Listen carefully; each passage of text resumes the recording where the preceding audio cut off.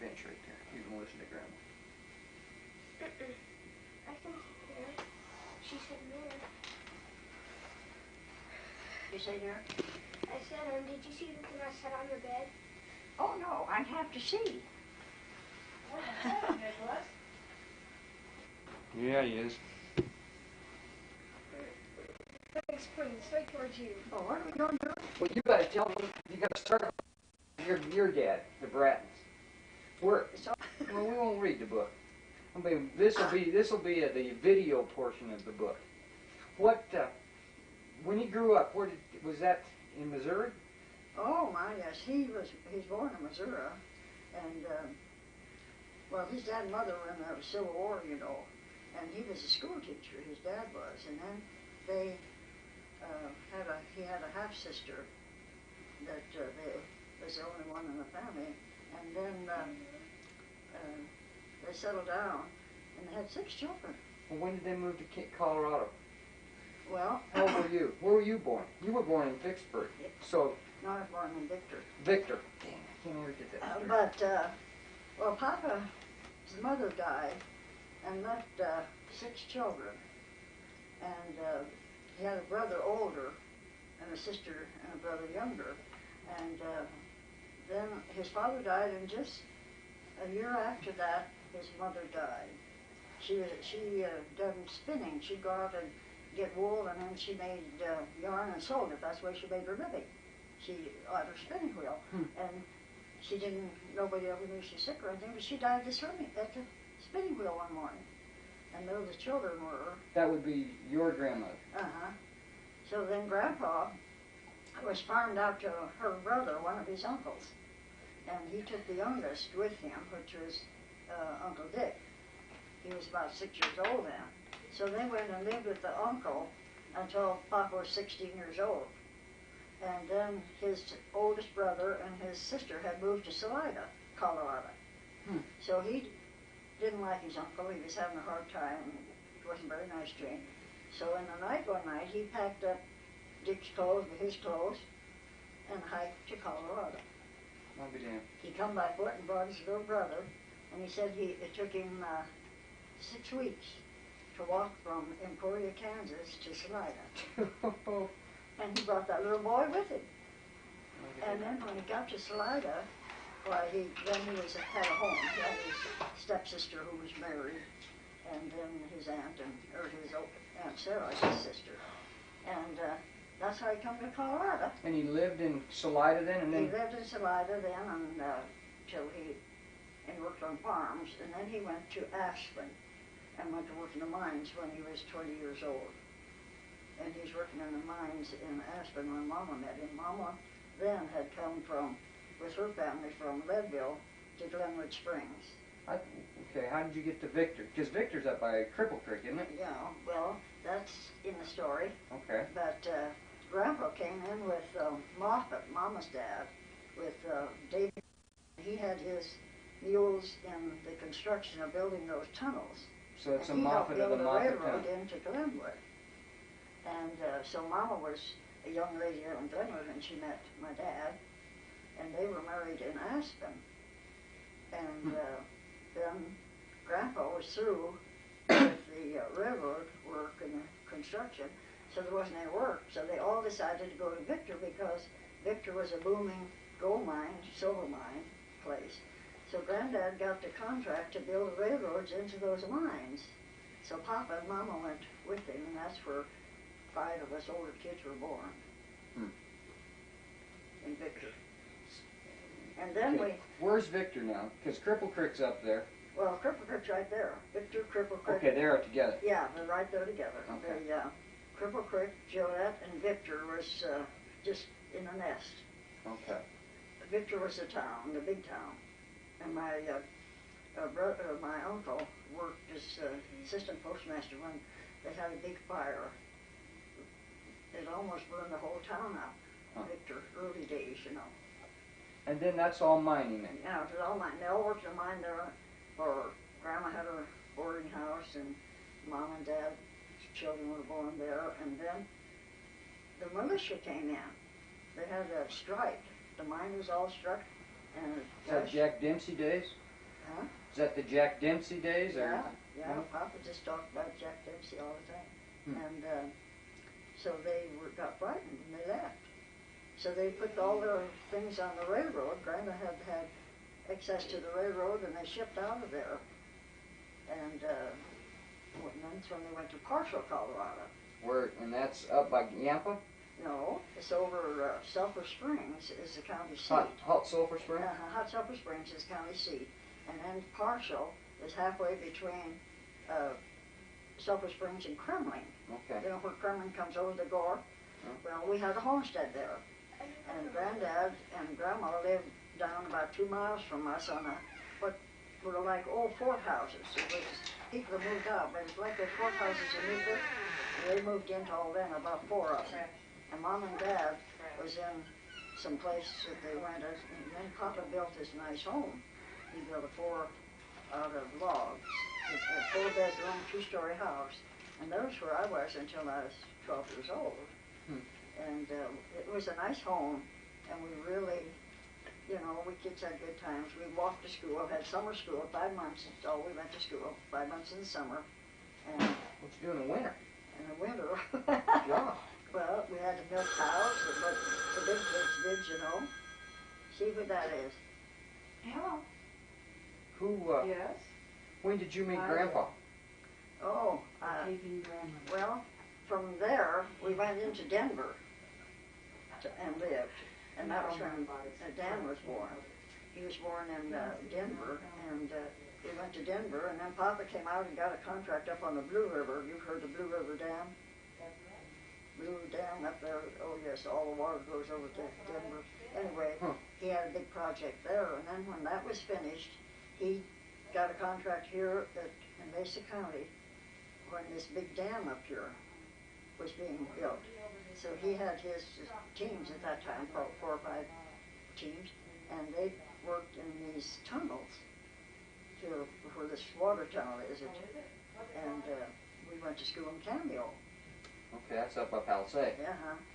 And then when that project was through, and there was no more work for these teams, why he and Ed and Frank and Jim was only 14, but they all went to work in the mines. Jim was motor boy.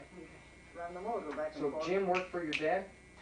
No, my brother Jim. Oh, your brother Jim. Okay, hold on. Joe wants us to buy some stock. Got a hot item, he said. Mama says, I hope Joe does well. I think that by mistake. I was bringing this out here. So anyway, you're talking brother Jim. Nicholas, please sit back there. I don't act very well, I know that. Oh, well, it's not acting. What the? Okay, then you're at Cameo. We went to grade school there. Okay. Then from there, you said you went where? Jim? Well, okay, who's all your brothers and sisters now? Everybody's in place? Earl and Tom and there Jim? There are 3 of us living. Oh, only 3. There's Arvel and Pat are the 2 youngest. Pat's the baby, Arvel and myself. At that point in time? Oh, no, now. But I mean, when you were in Cameo. Oh, everybody? Everybody been born? Irene. Yes. Has Pat been born? Oh, yes. Okay. Pat and Arvel was born up here in the canyon. You see, after we left Cameo, why, Papa rented a ranch up here in the Plateau Canyon, right near the rock up there. They call it what do they call that? Farside Rock or Camp Rock. And we had that ranch, and we had an orchard there, and we all were there. And Pat and Arvel were born up there in the canyon. And then we lived here until up there in that canyon until Pat was 18 months old. And my granddad, Mama's father, had this ranch up in Yampa. And he just came down and made a big story that it's a wonderful place to move. And Frank and Ed were threatened for the Army. You know, they knew they was going to have to go to, and was going to be drafted. So they went up to ahead of us and then got jobs at Minturn, and they timbered and were working there. So we all packed up and went for a covered wagon. All that way was to Yampa from here. Amazing. We must have been 2 weeks anyway getting up there. We had one covered wagon, and then we had a buggy with a top on it. Mama and the little kids drove that buggy. And then we had 2 saddle horses and a milk cow and a calf. And we went all the way from here. Which way would you go? You go up the river then to like McCoy, and then McCoy over the top? Yeah, we went to Wolcott. Yeah, Wolcott. We went up Eagle and Wolcott, camped out on top of Wolcott Divide, and Papa had bought some hay, or some grain it was, at Wolcott for the horses, and it had been treated with formaldehyde, and it was for planting, but they sold it to him, and his best team, the big team, died up there on top of that divide, and then he's out one team of horses. So we had to put the saddle horses in to pull the other wagon, and then we went on over Rock Creek, way down up to that ranch, and Granddad had a 2-room cabin, and it was in the spring.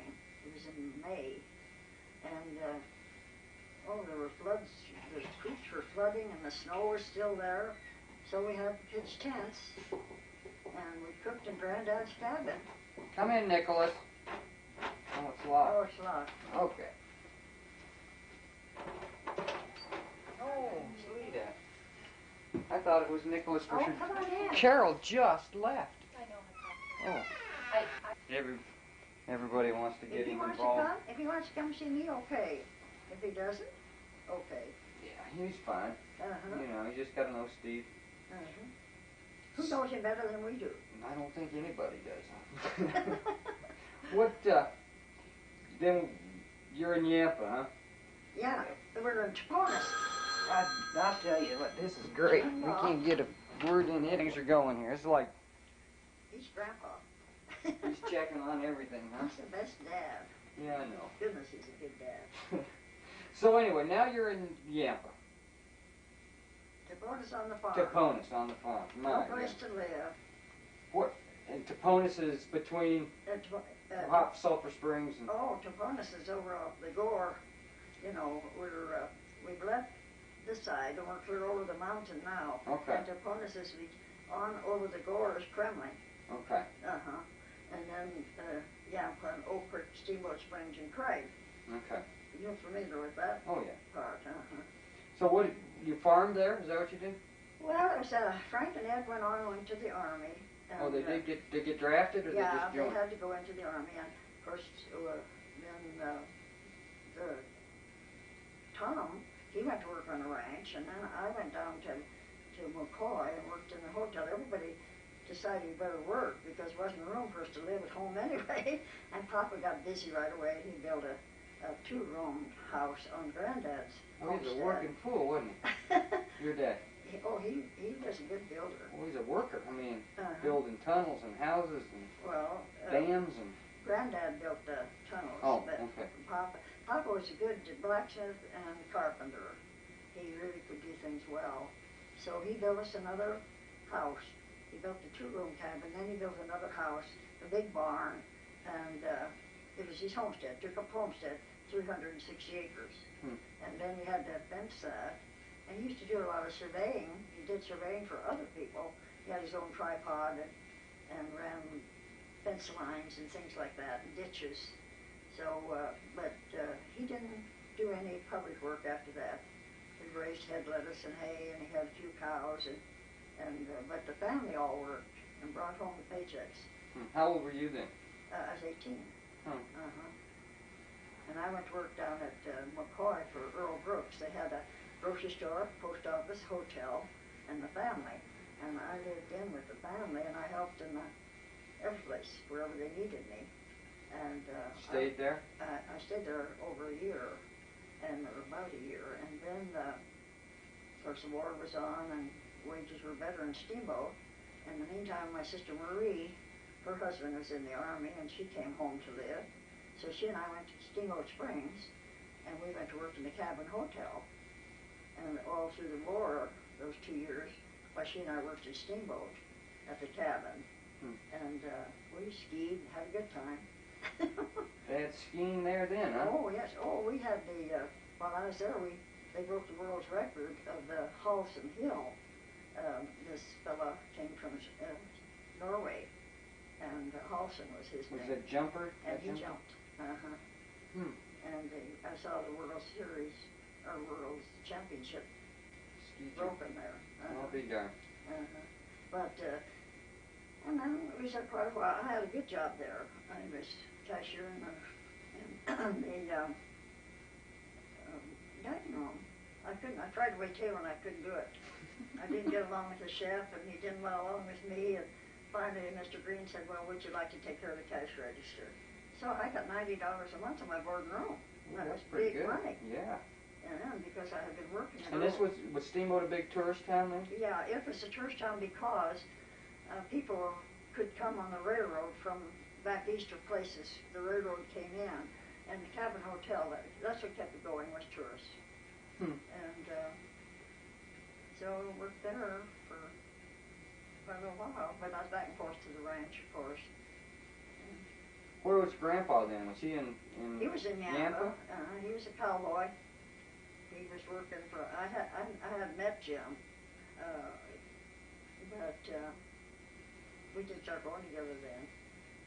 About 19. And after this, when I was up at the ranch for a while, I looked for work. I went to work at the hotel in Yampa, and that's when I met Don, Jim's brother, and Don and Fanny and all of them. And I was there for quite a while in that hotel. But I worked out different places, enjoyed it. Places I never did. And then I worked for different people in between times. And one was the Crossan family, and they were expecting a new baby. They had a registered nurse coming in, but she wouldn't do anything. So I was a little girl Friday. I worked in the kitchen. Did you do midwife stuff then? Not then. I was young, but I was hoping to learn, and I, watched everything. I thought one time, I was going to be a nurse, and I went to Salida, and that was before when I first went to Robb County. And I stayed at Aunt Sarah over there and started trying to work in a hospital. At that time, you could go in training, and they paid you $9 a month. And then you had to buy your own uniforms and shoes and everything. And then Jim, my brother Jim, had an accident in the sawmill and sawed his fingers off. Oh. So the boys sent him to Salida because I was there. And he was in the hospital there for quite some time. He used to tell Cindy that he lost those two fingers sucking them.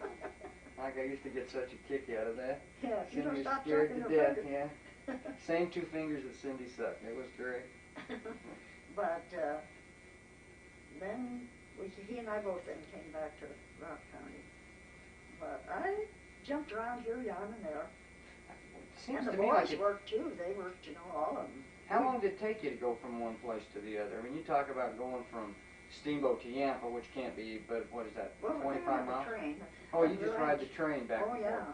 You see, there in Juriya, where we had a ranch, it was just 1 mile from the siding, Juriya siding, and we could fly the train down there and go to Steamboat. Oh, okay. And we could fly the train down there and go to McCoy. Okay, and then we could go over to you're still talking a one-day trip, or, I mean, from like to Salida was a full day. When we lived on the ranch, why, we all had horses, we rode horseback. I used to ride almost every day that I was there to phone to see if I could get a letter from somebody, and we rode horseback a lot. And then when we was on the ranch before I was married, the boys used to plan one time in the summer, and we'd all go up to Traverse Lake.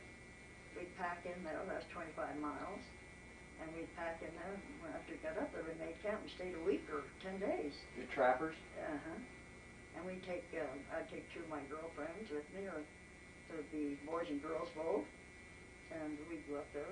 One time, Tom and I was there, and Rupert Carnahan and his sister, and George McFarland and Gertrude, his sister. There were 4 boys and 4 girls, and all brothers and sisters. And we used to have some nice times. So you and Grandpa got married in Yampa? Steamboat. In Steamboat. What year was that?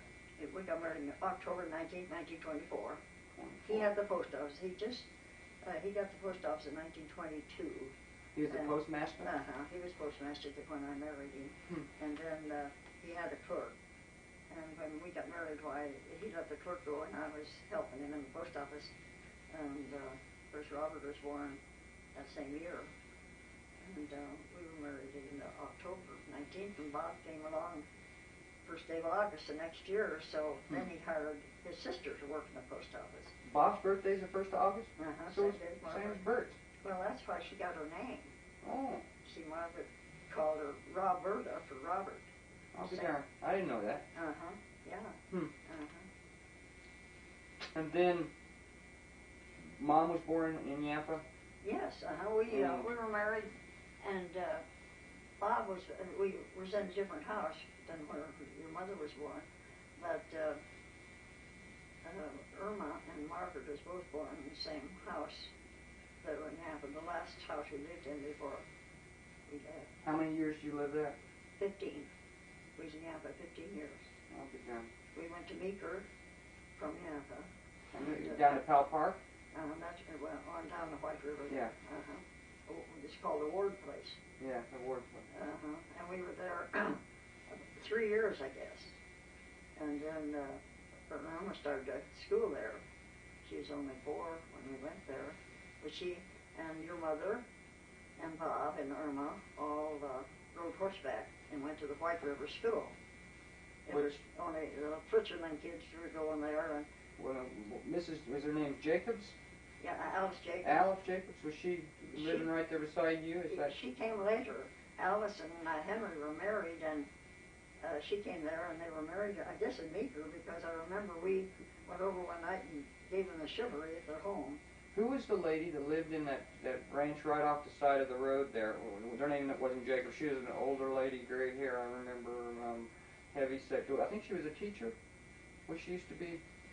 Wasn't Alice Jacobs, but it was another lady that lived there that was a good friend of Mom's. They were Roselands, weren't they? Oh, the Roselands were there, yes. Bert and Francis lived with the old folks. Yeah. And, were they right close to you? Oh, yeah, just a ranch above us. Right. And we worked for Mr. Eyre, had the ranch that we were on, and Vern Caldwell was the foreman for all of Mr. Eyre's. Mr. Eyre owned a lot of those ranches over in there. In fact, I think he had a mortgage on everybody's ranch. But we lived there. It was not the pleasantest place. I had never drank out of an old cistern, and there were a lot of things that I didn't like about the ranch. They'd haul the water out of the river and dump it in the cistern.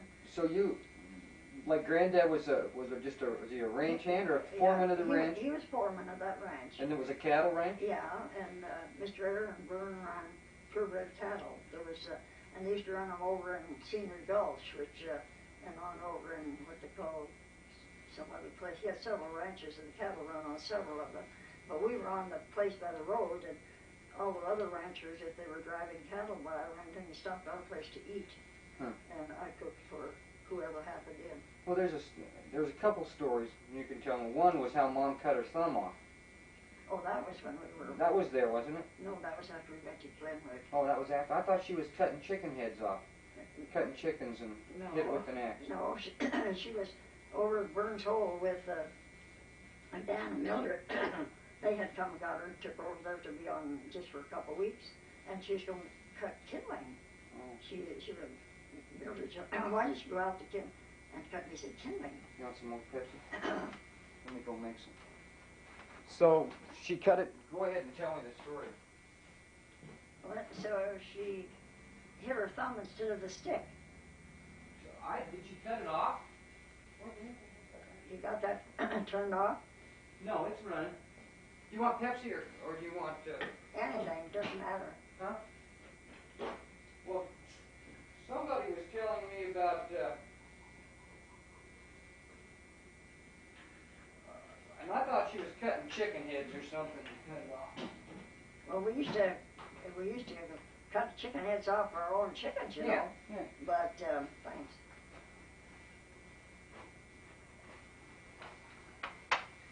But she hit that thumb with the axe, and when they got down to Glenwood, why, Mildred had wrapped the rag around it and they'd hold it like this. And Dr. Nutting was not, it's Sunday afternoon. And Dr. Nutting was not in his office, he was at a picnic.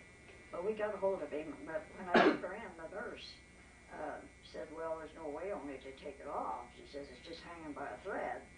When Dr. Nutting got down there, he said, I can always take it off, but he says, I'm going to try and save it. So he got that leader up on top that was still there, and there was a leader down in here, so when he brought them two together and tied them, and he put that back on and dressed it and put something on it, and he said, leave that on for 3 days, and then come back to me, and I can tell if the circulation has started through that thumb. And by golly, it grew back on. I know it. She had pretty good use of it. Yeah. I mean, it was... But she's cutting kindling for Mildred in Burns. They were on the ranch. And how old was she when she did that?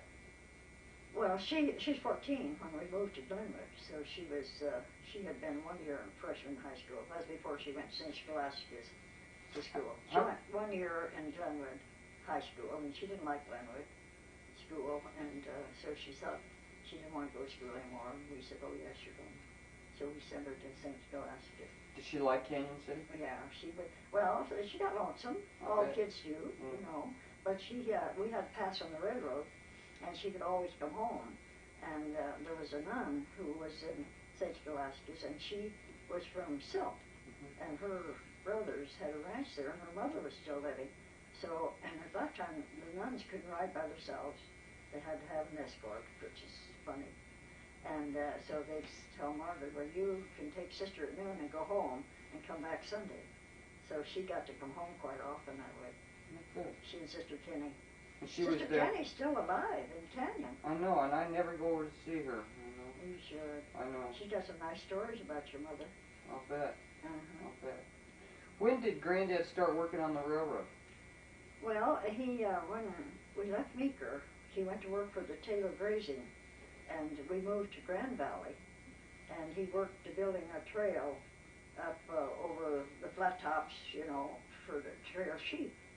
And of course, him being a Republican, and we had worked under the Republican administration, and he got this brochure thing from Washington, D.C., and it asked him there, he said, did you ever work for the government before, or this and this, or what?